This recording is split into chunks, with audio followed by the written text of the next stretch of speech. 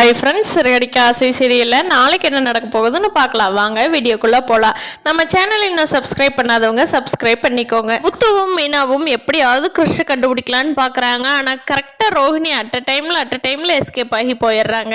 இப்படியோ ரோஹிணியோட அம்மா முத்து கிட்ட மாட்ட போகிறாங்க. எல்லா உண்மையும் சொல்ல போகிறாங்க. முத்து தான் வந்து வீட்டில் எல்லா உண்மையும் சொல்ல போகிறாரு. ஸ்ருதி ஹோட்டல் ஆரம்பிக்கிற பிஸ்னஸ் ஸ்டார்ட் பண்ணிட்டாங்க. அதனால ஸ்ருதி இன்னி பயங்கர பிஸி ஆயிடுவாங்க. நம்ம வந்து ஸ்ருதியோட அம்மா அப்பா கிட்ட இனிமேல் பணம் வாங்க முடியாது. ஸ்ருதி கிட்டவே வந்து ரவியும் வேலைக்கு சேர்ந்துட்டாருன்னா அவங்க ரோஹிணிக்கு பணம் கொடுக்க வேண்டிய அவசியமே இல்லை.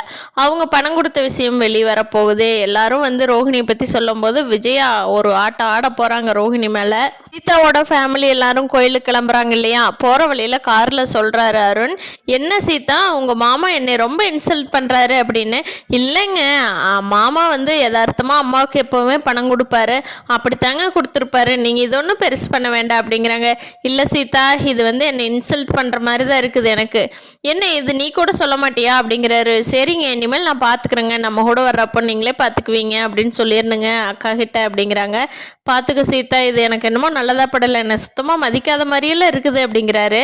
பார்க்கலாம் ஃப்ரெண்ட்ஸ், சிறகடிக்க ஆசையில் அடுத்தடுத்து என்ன சுவாரஸ்யமாக நடக்க போகுதுங்கிறத அடுத்த எபிசோடில் பார்க்கலாம். இந்த வீடியோ பிடிச்சிருந்தா லைக் பண்ணிக்கோங்க. நீங்கள் என்ன நினைக்கிறீங்கன்னு கீழே கமெண்ட் பண்ணுங்கள். தேங்க்யூ.